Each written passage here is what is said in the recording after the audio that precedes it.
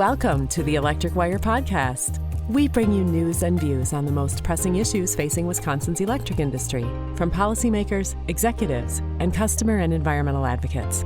Bringing you these discussions, we are the Customers First Coalition. Here's your host, Executive Director Kristen Jilks. Well, welcome back to the Electric Wire listeners. I am Kristen Jilks, and today I am joined by a very special guest, Representative Supreme Moore Omokunde, who is a Democrat from Milwaukee, first elected to the State Assembly in 2020. Representative, welcome to the Electric Wire. Peace. Thanks for having me. It's really been a long time coming. I've wanted to be on this podcast for a while, so thanks for finally making this happen. Well, we really appreciate all of your engagement with CFC. I know that you're a podcast listener and you've been to a couple of our Power Breakfast events too. And if any of our listeners were listening or watching on Wisconsin Eye, you'll remember that the representative was the one to step in and save the podium sign at one point during our last Power Breakfast. So we appreciate you and so happy to have you engaged on energy and utility issues. And I wanted to start out just by asking about how you got here, how you got to the legislature. I know you spent some time on the Milwaukee County Board before being elected to the legislature, and what got you interested in energy policy now that you're here? Well, as you said, I was on the county board before I got to the state assembly. And it wasn't, 2020 wasn't my first time running for assembly. I ran in 2018 and I was unsuccessful by like 249 votes. And then I asked myself, was I still interested in being in the fight? And I recognized that a lot of the work that I was doing on the county board, the fight was at the state. And so I answered myself yes, and so I ran again, and I actually won this time. And so when Gordon Hintz was the leader, the minority leader at the time, and his staff asked me which committees that I was interested in, and I actually fought for two committees. I fought to be on energy and utilities, and I fought not to be on Ways and Means, because Ways and Means in the state assembly in Wisconsin is not the way it is at the federal level. And so, and I knew that the work that I had done on creating the city-county task force on climate and economic equity and some of the work that we had done, that energy and utilities was a way that I could continue that work and I could actually engage in that conversation and in that fight at the state level. I appreciate it. So you mentioned your work on the task force in Milwaukee. Can you tell us a little bit more about that and some of the specific policy interests you have? About 2019, I want to say, I was interacting with some folks from Citizen Action of Wisconsin, and they wanted to meet with then president of the Common Council, Ashanti Hamilton, and said, we want to do some climate work at the city. And can you schedule a meeting with us? And so myself, Raphael Smith, and Robert Craig, who's the executive director, met with Ashanti Hamilton in his office. And we told our stories. We talked about, the amount of work that needed to be done on a grand scale at the city and in the county. And to his credit, Ashanti Hamilton looked at me and said, why don't we create a city-county task force on climate and economic equity? And then during our debriefing, I said to my colleagues, I said, well, this is either the greatest thing in the world or it's the worst thing in the world. Because a lot of times folks will create a task force just to say that they did something. And so to his credit, he put Nick Kovac to represent the Common Council. And I said, oh, he's serious about the work that he wants to do. And so we went along and we produced the climate and equity plan, which has 10 big ideas in it. And we created these work groups and did a lot of work there. And I'm really proud of the work that we did. What were some of the big ideas that were in the plan? So we talk about transportation and what that would look like and how that helps to reduce our greenhouse gas emissions. We talked about food waste and what that does. We talked about jobs and equity. We talked about education and outreach, the fact that there are many people who don't know enough about what's happening in the climate reduction field, what's happening in the energy field, and we needed to reach out to folks. There were 13 members on the task force, and the thing is that we knew it wasn't just going to be 13 people who did the work, so we created these work groups so we could actually get some work done. And I was a member of several one. I co-chaired one at a time. And we've actually had some organizations develop just out of those work groups themselves to help us continue this work. And so our work product was a climate and equity plan. And so I'm very proud of it.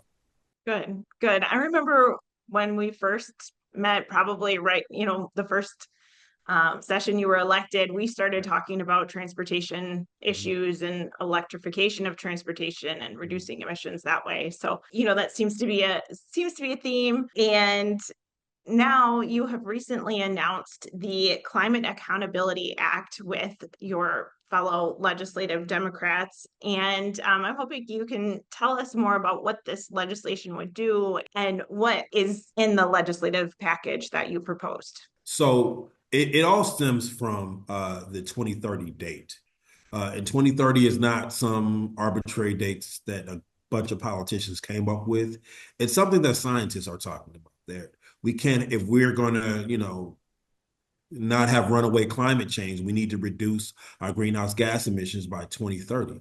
And it's a date that was set up by those scientists. And so we're just trying to operate in what Dr. King calls the fierce urgency of now. I mean, Dr. King is often misquoted in the Capitol building a lot, but I think he would agree that for a number of reasons, we're in the fierce urgency of now. The best time, as my colleague, Senator Chris Larson would say, the best time to do something about this was 10 years ago.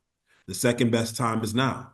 And so we're in the fierce urgency of now. We need to reduce our greenhouse gas emissions.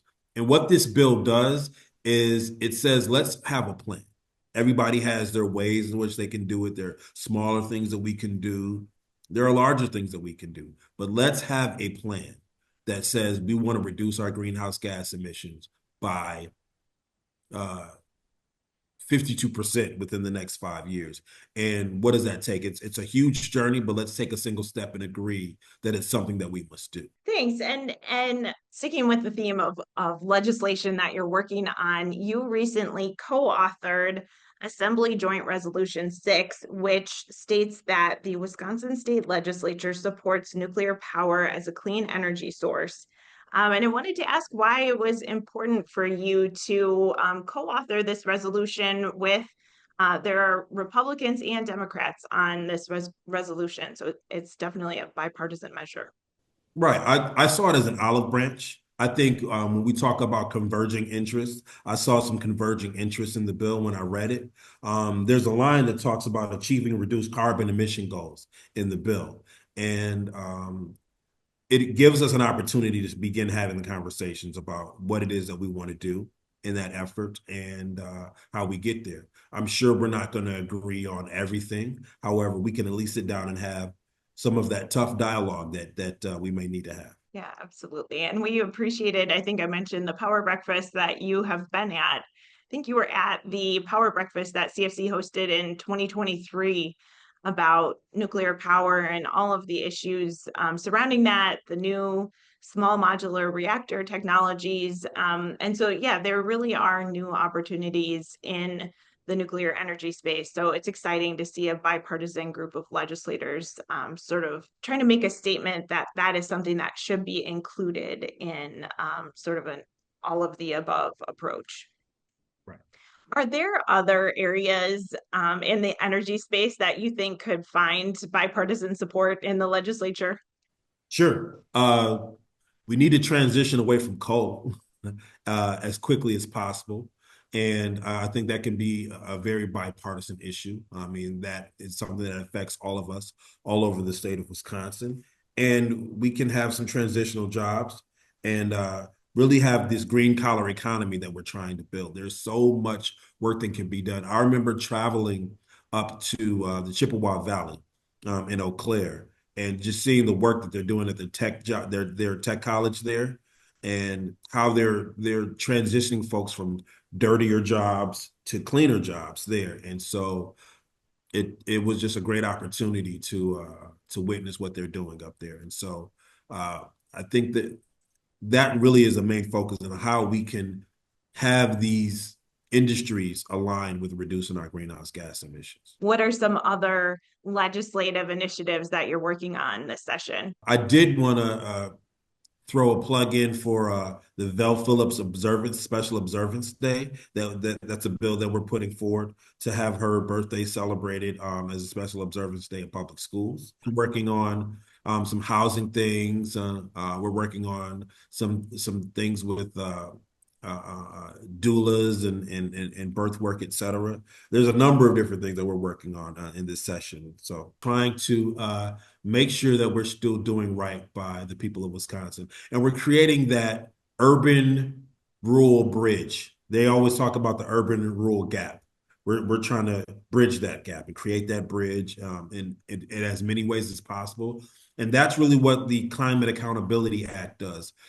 It also talks about having racial and class equity in the bill as well, because to talk about some of the things that those who live in urban areas or Black and brown folks who are affected by climate change the most, and folks in rural areas as well will be affected by it as well. And so I think folks have a lot more in common than they have different in these areas. And so we want to make sure that we're creating that bridge.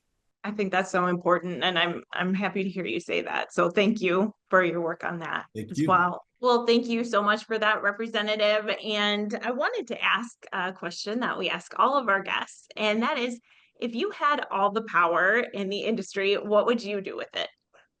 Well, I kind of reject the premise because I think all the power in one hand, it's kind of counterproductive.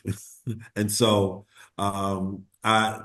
that's why we have the people, and that's why we have elections, and that's why we have consortiums of people.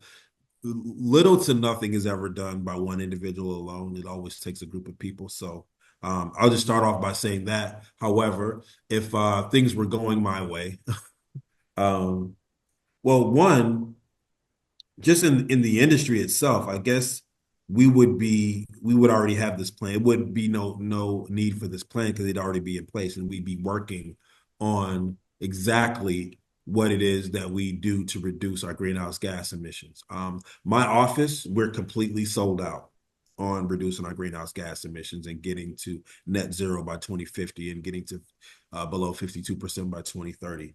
I think one of the things that I would do is to repeal the uniformity clause in the state constitution, because that allows us to look at how we deal with taxing of homes and property taxes in a different way. So we can do things like homeowner heritage and things of that nature. That would be one of the things that I would do. We would be manufacturing batteries and storage units for our solar panels and for our solar panels on homes in the state of Wisconsin, so that we could store the energy and use them for those cloudy or rainier days, and we would be able to use less energy that way. We also need to shore up our 10th Amendment rights in the state of Wisconsin to ensure that we're doing a lot of the things that we need to do in the state of Wisconsin. Because one of the major aspects of the Climate and Accountability Act is that it's a state program. It's a state plan. Because even in larger plans, if you want to talk about the Green New Deal, et cetera, from the federal government, it was always, this is a state, this needs to be done at the state. And the Climate Accountability Act is something that's done at the state, and is a state responsibility, and it is a state level plan. And so I would want to make sure that we're shoring up the 10th Amendment to make sure that states can do what they need to do to reduce our greenhouse gas emissions and are not negatively affected by any unsurety that's happening at the federal government. But we would also continue the work that was done during the Biden administration with the Inflation Reduction Act, and making sure that we can, have those heat pumps in homes, and that we can do those rebates for some of our residents, and do the kinds of things like focus on energy package and on bill financing and doing the kind of work that's insulation and things of that nature in homes to help us to lower our energy costs and lower our greenhouse gas emissions as a whole. Thank you so much for that, Representative. I always love it when people have a different take on that question, and it helped me think about it in a different way than I had before as well. So appreciate that very thorough answer as well. Thank you. I appreciate it. Thank you. And thank you so much for joining the podcast. And we hope to see you again very soon at the next CFC Power Breakfast, which is coming up on May 6th. And we will focus on data centers and some of the customer impacts of data centers, which is a really hot topic right now and important to all your constituents, I'm sure, as well. So if listeners would like to find out more about how to attend the Power Breakfast and perhaps run into Representative Supreme Omokunde, you can find a link in the show notes to register. Well, thank you so much for having me, Kristen. It's always a pleasure to be here. It's always a pleasure to be around the good energy folks and show the power of the people. Yes, I love it. Well, thank you so much again for joining, and we'll talk soon. Awesome. Thank you. Talk to you soon. Thank you. Peace.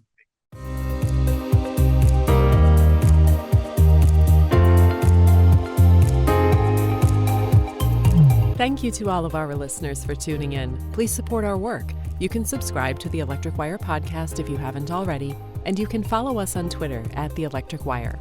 Thanks also to the members of the Customers First Coalition for supporting this podcast.